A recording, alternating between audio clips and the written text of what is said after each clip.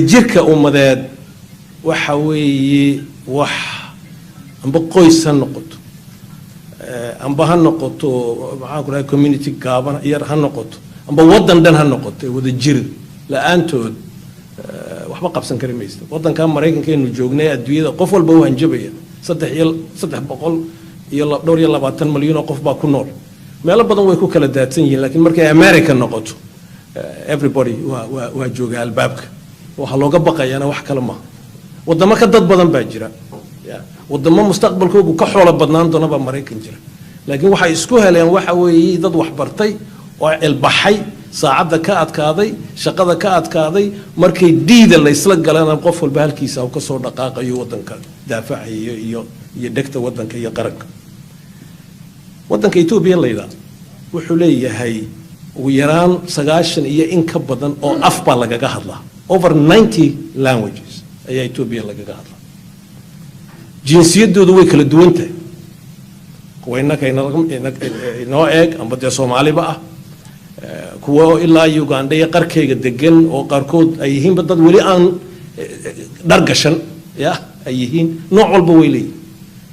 diinta islaamka iyo kristanka oo ma diimo kalena way leeyihiin dad aan diintoodu kuwa la yaqaan aan ahayn bay leeyihiin wax badan bay isku hayaan dagaal culus bay isla dhex galeen haddana markay qaraaraato kalmad bay leeyihiin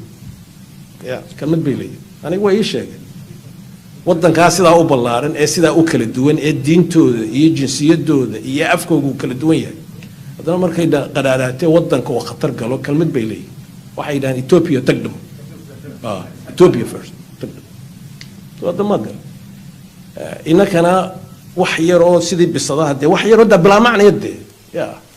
ayaa la isku xagxaganaya oo lagu kala daadaadanaya marka de anigu wada jirka de waxaan ilaa garan maayo aan ahayn de Somaliland ha noolaato Somaliland ha noolaato ayaa aniga ila hadii la adkeyn waayana laba mid un bad there are only two other options hadii tan la dhisi waayo two other options in iyadoo ay kala googoodo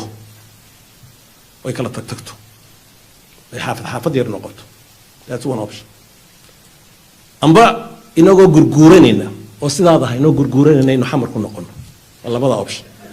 hadii la dhisi waayo iyada it's not something to laugh about it's not a joke it is serious very serious so hada maad gal waxaan ma qosolku waa qosol gariir baan maleynayay laakiin ma dadaalama soo garmay dhalinyaradu maxay ka soo doonayaan dhulka Somaliland lagu hadalayo hadii waxay ku farxaan oo hamad gelisa aan la siin why would they want to come